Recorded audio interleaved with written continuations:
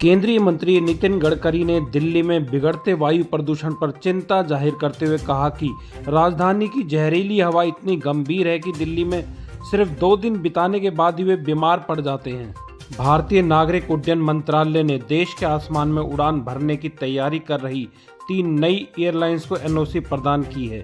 शंख एयर, अल हिंद एयर और fly express को मिली इस मंजूरी को एविएशन सेक्टर के विस्तार की दिशा में बड़ा कदम माना जा रहा है। इससे न सिर्फ यात्रियों के लिए विकल्प बढ़ेंगे बल्कि हवाई सेवाओं में प्रतिस्पर्धा भी तेज होगी। अरावली विवाद में मोदी सरकार का बड़ा फैसला, नई माइनिंग लीज पर लगाई रोक।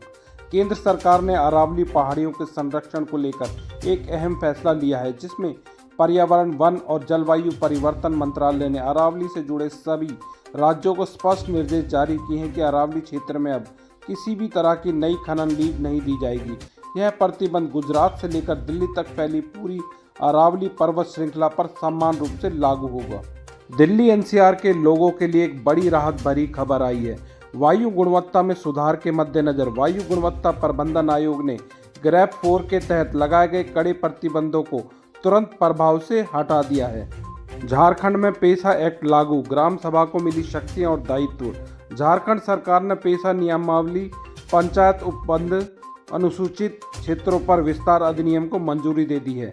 इसमें ग्राम सभाओं को विशेष शक्ति और दायित्व दिए गए हैं। क्षेत्र में खनन और जमीन अधिग्रहण के लिए अब ग्राम सभा की सहमति अनिवार्य होगी। इसके अलावा ग्राम सभा को लघु वन उपज के उपयोग, स्थानीय क्षेत्र विकास योजना, जल संसाधन प्रबंधन के भी अधिकार प्राप्त होंगे। उन्नाव रेप पीड़िता और उसकी मां ने राहुल गांधी और सोनिया गांधी से मुलाकात की।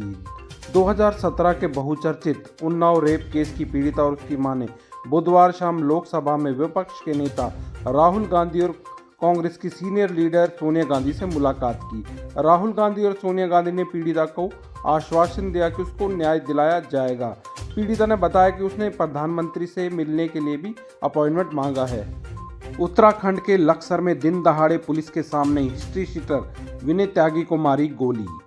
बता दें कि उत्तराखंड के लक्सर में बुधवार को दिन दहाड़े पुलिस के सामने ही गोली मारे जाने का मामला सामने आया है। पुलिस कस्टडी में कोर्ट की पेशी के लिए ले जाए जा रहे कुख्यात अपराधी विनय त्यागी पर कुछ बदमाशों ने हमला कर अंधाधुंध फायरिंग की। इस हमले में कुछ गोलियां विनय त्यागी को लगी और 2 पुलिस कांस्टेबल भी घायल हुए हैं। रिपोर्ट के मुताबिक यह हमला उस वक्त हुआ जब विनय त्यागी को रुड़की जेल से लक्सर कोर्ट के लिए ले जाया जा रहा था। लखनऊ में बंद कमरे में 52 ब्राह्मण विधायकों की गुप्त मीटिंग से यूपी की राजनीति में मची खलबली। उत्तर प्रदेश में ब्राह्मण विधायकों के जमावड़े ने सर्दियों के मौसम में भी राजनीतिक माहौल गर्म कर दिया है। मंगलवार शाम को लखनऊ में बीजेपी और दूसरी पार्टियों के 52 ब्राह्मण विधायक और एमएलसी एक जगह इकट्ठे हुए और उन्होंने बंद कमरे में मीटिंग की। बीजेपी विधायकों के साथ साथ दूसरी पार्टियों के विधायक भी इस कार्यक्रम में शामिल हुए। ब्राह्मण विधायकों और एमएलसी का यह जमावड़ा कुशीनगर के विधायक पंचानन पाठक के घर पर हुआ। मुंबई में प्रदूषण पर हाईकोर्ट सख्त, बीएमसी को लगाई फटकार, निर्माण कार्यों पर लगाई रोक। मुंबई में अनियंत्रित निर्माण कार्यों और उससे फैलते वायु प्रदूषण पर बॉम्बे हाई कोर्ट ने बेहद कड़ा रुख अपनाया है। अदालत ने मुंबई नगर निगम के कमिश्नर भूषण गागरानी को स्पष्ट निर्देश दिए हैं कि शहर में प्रदूषण फैलाने वालों के मन में कानून का खौफ होना चाहिए। कोर्ट ने सख्त लहजे में कहा कि विकास की अंधी दौड़ में लोगों के स्वास्थ्य से समझौता नहीं किया जा सकता। 20 साल बाद साथ आए उद्धव ठाकरे और राज ठाकरे। महाराष्ट्र के स्थानीय निकाय चुनाव में करारी हार के बाद विपक्षी पार्टियां बीएमसी चुनाव को लेकर एक्टिव मोड में आ गई हैं।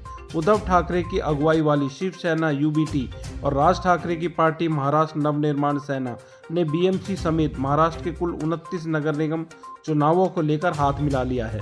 उद्धव ठाकरे और राज ठाकरे ने मुंबई में संयुक्त प्रेस कॉन्फ्रेंस कर दोनों दलों के बीच गठबंधन का औपचारिक ऐलान किया।